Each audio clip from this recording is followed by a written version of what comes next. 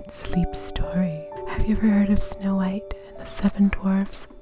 Once upon a time, in the middle of winter, when the flakes of snow were falling like feathers from clouds, a queen sat at her palace window, which had an ebony black frame, stitching her husband's shirts.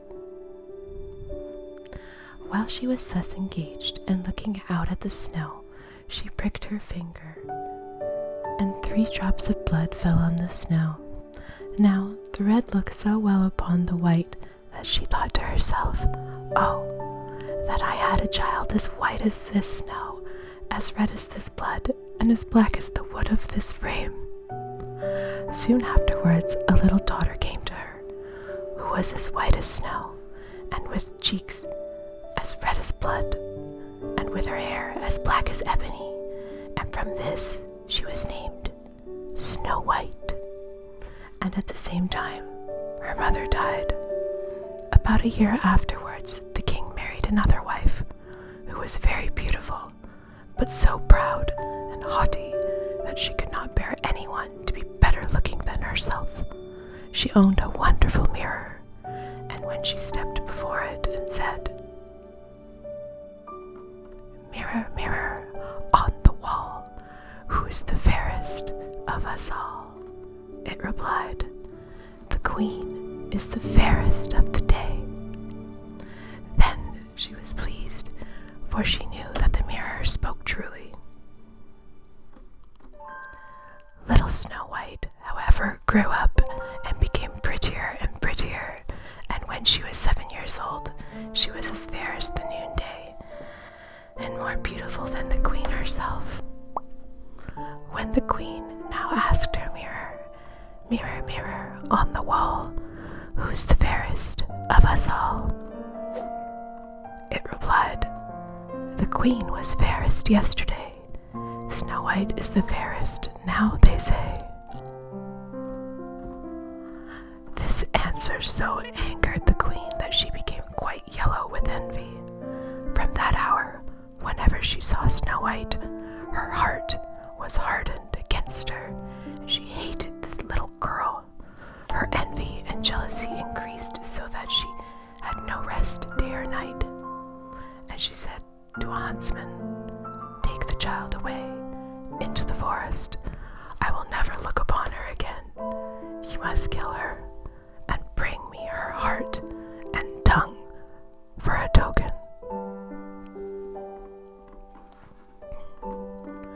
The huntsman listened and took the maiden away. But when he drew out his knife to kill her, she began to cry, saying, "Ah, dear huntsman, give me my life. I will run into the wild forest and never come home again." This speech softened the hunter's heart, and her beauty so touched him that he had pity on her and said, "Well, run away then, poor child." But he thought to himself, "The wild beasts will soon devour you." Still, he felt as if a stone had been lifted from his heart, because her death was not by his hand. Just at that moment, a young boar came roaring along to the spot, and as soon as he clapped his eyes upon it, the huntsman caught it, and killing it, took its tongue and heart and carried them to the queen for a token of his deed. But now, poor little Snow White was left motherless and alone, and overcome with grief. She was bewildered at the sight of so many trees, and knew not which way to turn. She ran till her feet refused to go farther, and it was getting dark, and she saw a little house near. She entered in to rest. In this cottage, everything was very small, but very neat and elegant. In the middle stood a little table with a white cloth cover on it, and 7 little plates upon it, each plate having a spoon and a knife and a fork, and there was also 7 little mugs. Against the wall were 7 little beds arranged in a row, each covered with snow white sheets. Little Snow White, being both hungry and thirsty, ate a morsel of porridge out of each plate, and drank a drop or two of wine out of each mug, for she did not wish to take away the whole share of anyone. After that, because she was so tired, she laid herself down on one bed, but it did not suit. She tried another, but that was too long. A fourth was too short, a fifth too hard, but the seventh was just the thing, and tucking herself up in it, she went to sleep, first saying her prayers as usual.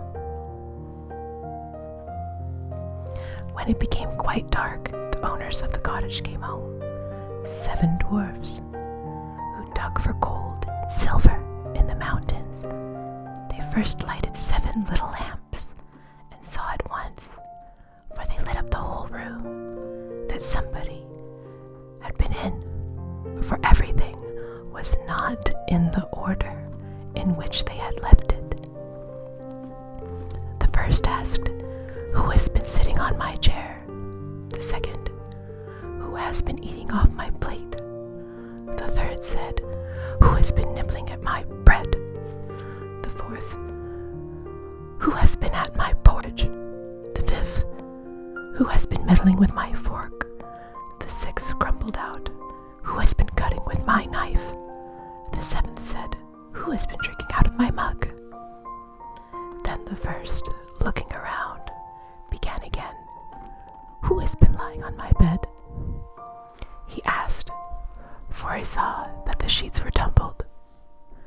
At these words, the others came, and looking at their beds, cried out too, "Someone has been lying on our beds." But the seventh little man, running up to his, saw Snow White sleeping in it, so he called his companions, who shouted with wonder, and held up their 7 lamps, so that the light fell upon the little girl. "Oh heavens! Oh heavens!" said they. "What a beauty she is!" And they were so much delighted that they would not awaken her, but left her to sleep. And the 7th dwarf, in whose bed she was, slept with each of his fellows 1 hour, and so passed the night. As soon as morning dawned, Snow White awoke, and was quite frightened when she saw the 7 little men. But they were very friendly, and asked her what she was called. "My name is Snow White," was her reply. "Why have you come into our cottage?" they asked. Then she told them how her stepmother would have her killed, but the huntsman had spared her life, and how she had wandered about the whole day until at last she had found their house. When her tale was finished, the dwarf said, "Will you look after our household, be our cook, make the beds, wash, sew, knit for us, and keep everything neat and in order? If so, we will keep you here, and you shall want for nothing." And Snow White answered, "Yes, with all my heart, I will." And so she remained with them and kept their house in order. In the morning, the dwarves went into the mountains and searched for silver and gold. And in the evening they came home and found their meals ready for them. During the day, the maiden was left alone, and therefore the good dwarves warned her and said, "Be careful of your stepmother, who will soon know of your being here, so let no one enter the cottage." The queen, meanwhile, supposing that she had eaten the heart and tongue of her stepdaughter, believed that she was now above all the most beautiful woman in the world. One day she stepped before her mirror and said, "Mirror, mirror on the wall, who's the fairest of us all?" And it replied, "The queen was the fairest yesterday. Snow White is fairest now, they say.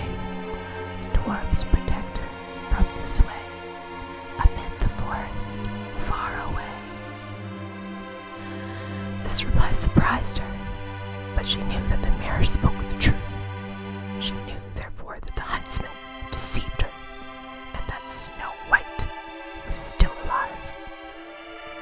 So she dyed her face and clothed herself as a peddler woman, so that no one could recognize her, and in this disguise she went over the 7 hills to the house of the 7 dwarves. She knocked at the door of the hut and called out, "Fine goods for sale, beautiful goods for sale." Snow White peeped out of the window and said, "Good day, my good woman. What have you to sell?" "Fine goods, beautiful goods," she replied. "Stays of all colors," and she held up a pair, which were made of many-colored silks. "I may let in this honest woman," thought Snow White, and she unbolted the door and bargained for 1 pair of stays. "Can't think, my dear, how they become you," exclaimed the old woman. "Come, let me lace them up for you." Snow White suspected nothing, and let her do as she wished, but the old woman laced her up so quickly and so tightly that all her breath went, and she fell down like one dead. "Now," thought the old woman to herself, hastening away, "now am I once more the most beautiful of all."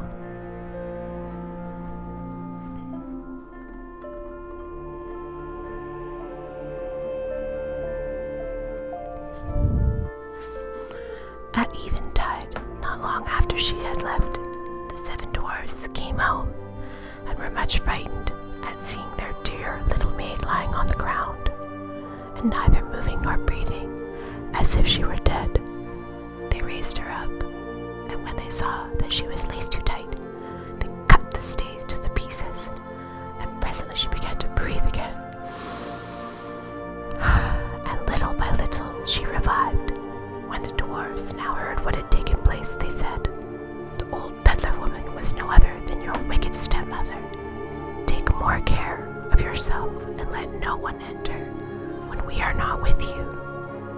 Meanwhile, the queen had reached home, and going before her mirror, she repeated her usual words.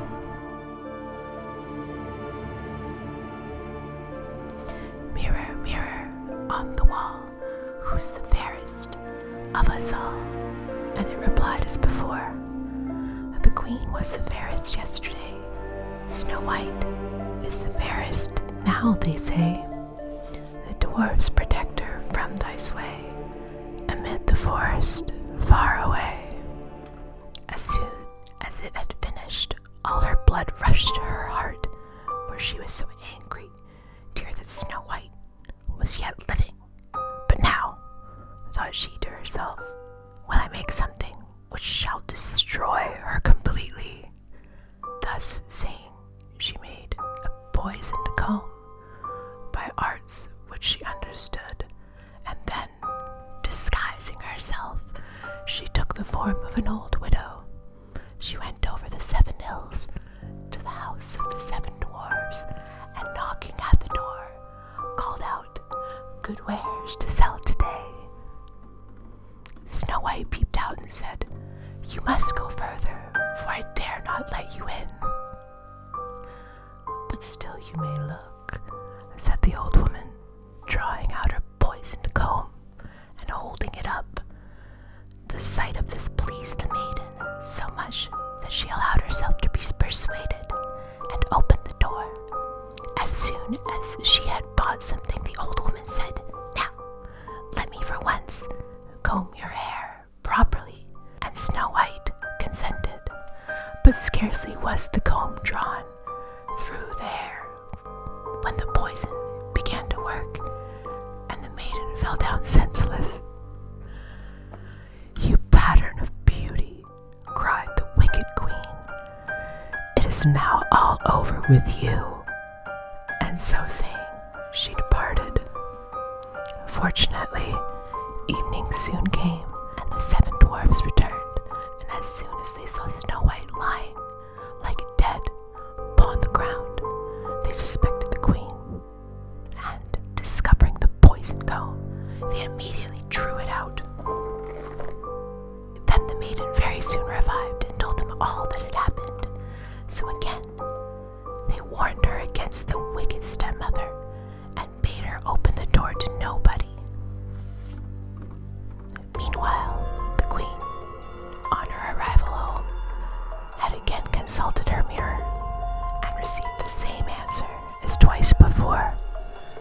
This made her tremble and foam with rage and jealousy. She swore that Snow White should die if it cost her her own life. Thereupon she went into an inner secret chamber where no one could enter, and made an apple of the most deep and subtle poison. Outwardly, it looked nice enough to eat. It had rosy cheeks, which would make the mouth of everyone who looked at it water. But whoever ate the smallest piece of it would surely die. As soon as the apple was ready, the queen again dyed her face and clothed herself like a peasant's wife, and then over the 7 mountains to the house of the dwarfs she made her way. She knocked at the door, and Snow White stretched out her head and said, "I dare not let anyone enter. The 7 dwarves have forbidden me." "That is hard on me," said the old woman, "for I must take back my apples. But there is one which I will give you." "No," answered Snow White. "No, I dare not take it." "What? Are you afraid of it?" cried the old woman. "There, see, I will cut the apple in halves. Do you eat the red cheeks, and I will eat the core." The apple was so artfully made that the red cheeks alone were poisoned. Snow White very much wished for the beautiful apple, and when she saw the old woman eating the core, she no longer resisted, but, stretching out her hand, took the poisoned part. Scarcely had she placed a piece in her mouth when she fell down dead upon the ground. Then the queen, looking at her with glittering eyes and laughing bitterly, exclaimed, "White as snow, red as blood, black as ebony. This time the dwarves cannot reawaken you." When she reached home and consulted her mirror, "Mirror, mirror on the wall, who is the fairest of us all?" It answered, "The queen is the fairest of the day." Then her envious heart was at rest, as peacefully as an envious heart can rest. When the little dwarfs returned home in the evening, they found Snow White lying on the ground, and there appeared to be no life in her body. She seemed to be quite dead.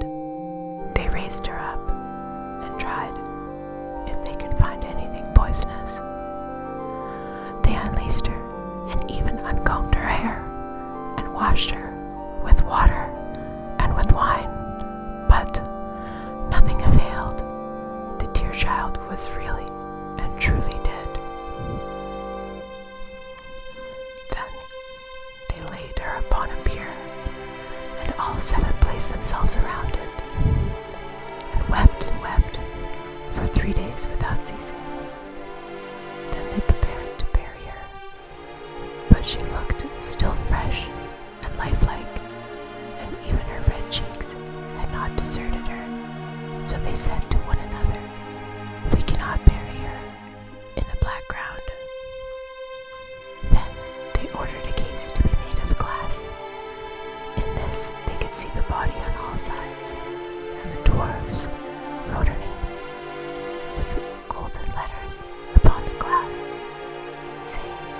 she was a king's daughter. Now they placed the glass case upon the ledge on a rock, and one of them always remained by it watching. Even the birds bewailed the loss of Snow White. First came an owl, then a raven, and last of all a dove. For a long time Snow White lay peacefully in her case and changed not, but looked as if she were only asleep, for she was still white as snow, red as blood, and black-haired as ebony.